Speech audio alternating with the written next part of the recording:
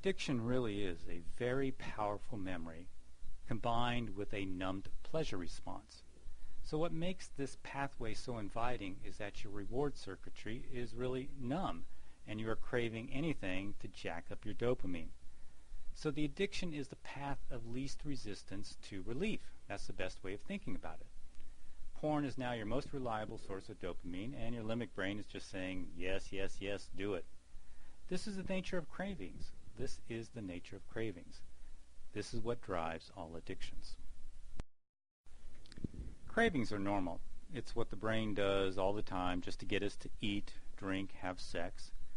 A cue is a memory, thought, feeling, sensation that activates a craving.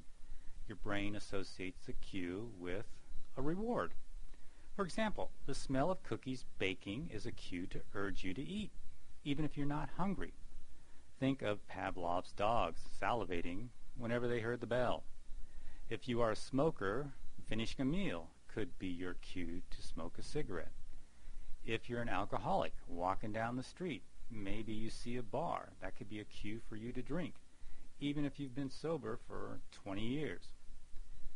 For porn addicts, it could be being home alone, or a sexy image popping up, or a flashback to a porn scene. Cues often lead to an altered state.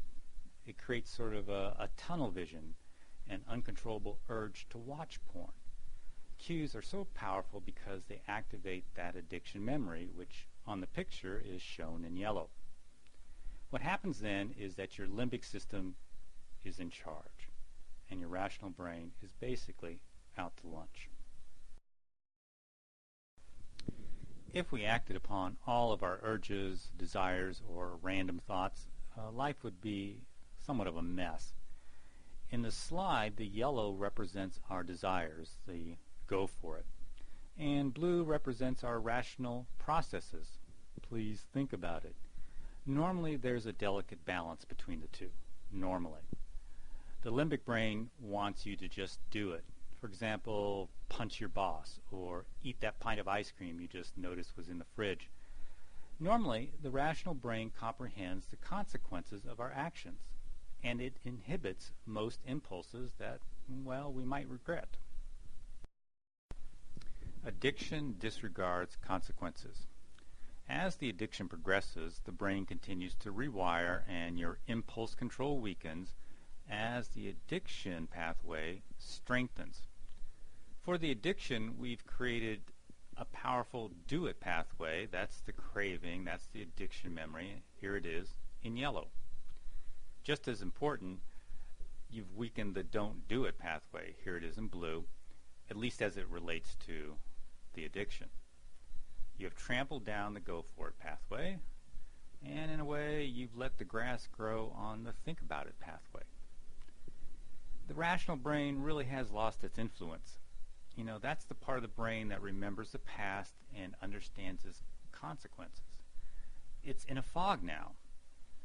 Now, two things will happen, hopefully, when you quit porn. With use, the blue rational pathway will get stronger. You'll gain more control. The yellow addiction pathway will weaken. In a sense, the grass will grow back into it.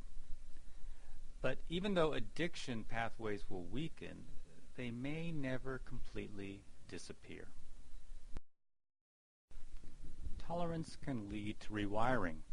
Remember, tolerance, it's the need for more of a drug or activity to get the same effect.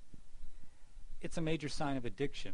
Now with porn, you have two choices to escalate your use. You can, of course, spend more time watching porn. Or you can watch porn that is more stimulating. This is where the rewiring kicks in. It's not unusual to start out your porn career with images of, let's say, naked movie stars, and then maybe a few weeks later find that you've progressed to girls with goats or maybe even violent rape scenes.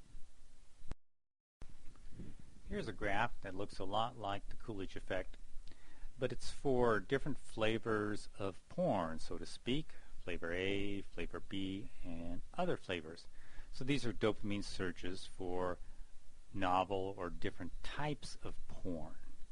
You can also see at the bottom there's adrenaline because that can surge also. You see, This rewiring of the brain for novel porn, different types of flavors, is very similar to the Coolidge effect. But instead of getting bored with your current porn star, you're actually getting bored with whatever you're used to watching. And bored means not enough dopamine to get you excited. See, dopamine surges with novelty, but adrenaline also surges with strong emotion, so that plays a part.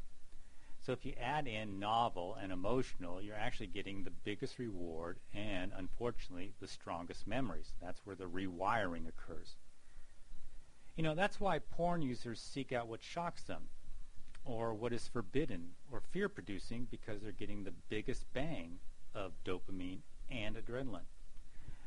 The more intense the emotions, or the more they're repeated, the stronger the wiring. And each new experience wires new tastes into the brain. If your sexual tastes have changed, well, so has your brain. Here's a great book, The Brain That Changes Itself. It's on brain rewiring, and if you read it, which I highly suggest, you really get how changeable and adaptable our brains are. He even has a chapter on sexuality. The author is Norman Doidge. Now, he's a psychiatrist, and he's treated heavy porn users. And he's clear on two things. Porn addiction is real. That means it changes the brain. And internet porn can rewire new sexual tastes into the brain. Here's a quote from him. He has many quotes.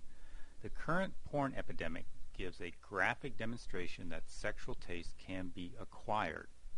Pornography, delivered at high-speed internet connections, satisfies every one of the prerequisites for neuroplastic change.